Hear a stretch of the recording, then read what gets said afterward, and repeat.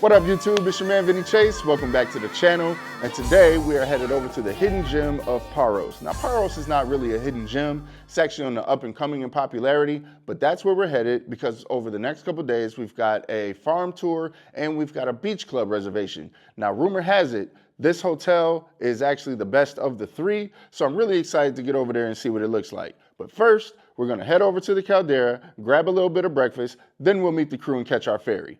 Let's go. Now tuned into the motherfucking greatest. Vincent Chase. Brand name recognition.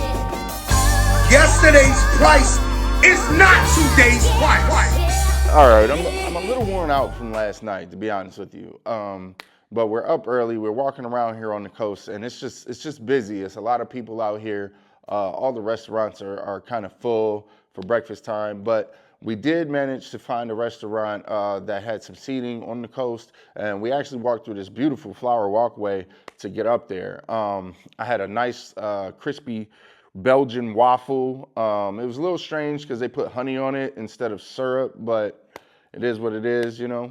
But now that we finished breakfast, we're gonna go ahead and meet up with the rest of the group and head on down to catch our ferry.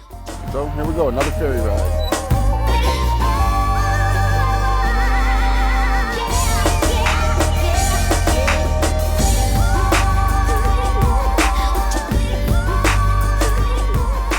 So we got into Paros a little late last night, but the good news is that the hotel is actually the best out of the three that we've had so far. I mean, like, look at this. There's actually potential here. Like, this might be something that I would have booked on my own, you know? So we kind of got settled in. Then we posseed up and we headed on down to the port where we had a nice little group dinner, okay?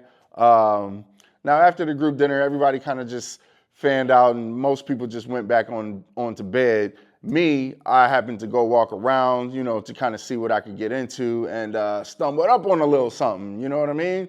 They had a nice little something that was jumping off in one of the little bars over there. And they had a little couple tasties in there that, you know, yeah. So it was a good night, you know what I mean? But today we're heading on over to the farm.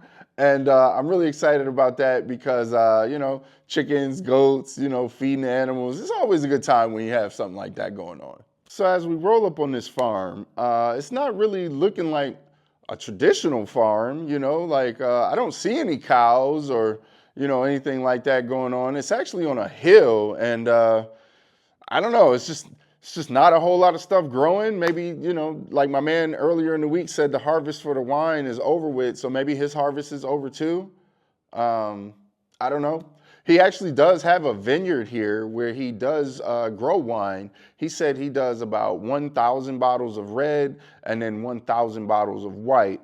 Now they also grow a lot of other stuff here. So like he had, you know, capers. He had some sort of peppers. He had fig trees. He had pomegranates. I mean, he had stuff, you know, that he was definitely growing. And then we did get to actually see some chickens and, you know, some roosters and some goats. We got to see some goats, you know, like I got to bless those goats to be in the presence of this goat. You feel me? But yeah, so that was dope. Now, let me tell you something, right? The land area that he had, like acres or whatever, was a lot. But the crown jewel, obviously, is the house, right? This man had a sick-ass house. Oh, yeah, this is where you live, huh? Oh, yeah. Oh, yeah. Now you're talking. Look at you. Looking like a king, huh? Yeah, buddy. Yeah, buddy. Now you're speaking my language. I mean, it was nice. It was laid out. This pool right here is crazy. Like, I'm just thinking to myself, boy, if I lived in this crib right here on the side of this mountain right here, you don't even understand what it was. Man, stop. Let me tell you.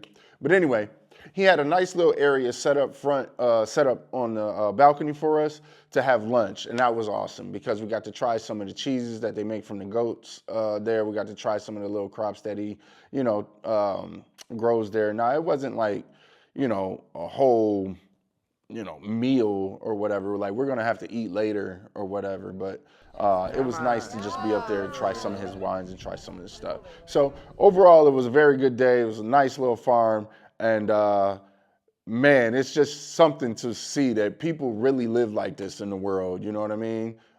Especially compared to back home. But we're gonna wrap this up, and I'll see y'all in the morning, man.